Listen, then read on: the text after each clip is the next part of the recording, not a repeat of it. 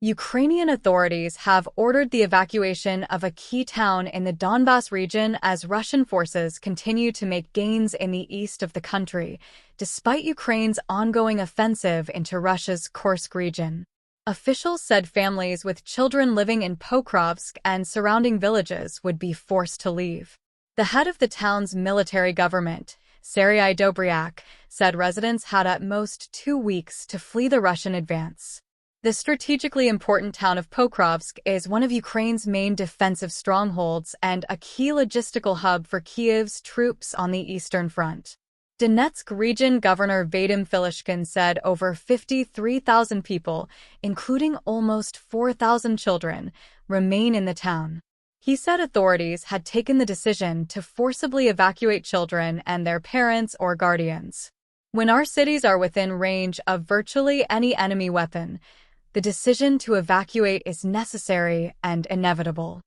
Mr. Dobryak said the rate of evacuations from the town had risen to about 500 to 600 people a day. He said that while basic services continued to operate in the town, they would likely soon cease to function as the Russian army closes in. The evacuation order came even as Ukrainian President Volodymyr Zelensky said his forces were continuing to make gains during their incursion of Russia's Kursk region. Zelensky said the incursion was achieving its goals, adding that more Russian prisoners of war had been added to what he called an exchange fund.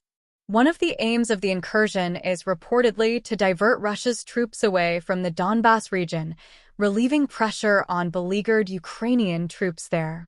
On Monday, Russian military bloggers claimed Ukraine had blown up a third bridge over the River Same in the Kursk region. Kyiv did not claim responsibility, but the destruction of the bridge would likely further hinder Russian military logistics and help Ukraine consolidate its control over the territory it has seized from Moscow. But BBC Verify has identified new pontoon bridges, temporary, floating crossings, quickly constructed and used in the absence of permanent structures, over the river, apparently constructed by Russian forces. In these satellite images taken on Saturday, the two recently built crossings near Glushkovo can be seen. The Institute for the Study of War, ISW, think tank said that while Russia appeared committed to a strategy of gradual creeping advances in the east, Ukraine's surprise advance into Kursk showed that seizing the initiative had allowed Kyiv to make significant gains rather than slowly losing a war of attrition.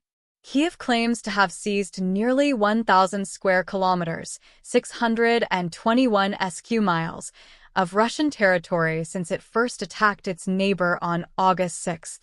By contrast, the ISW estimates that Russia gained about 1,175 square kilometers, 730 sq miles, between January and July.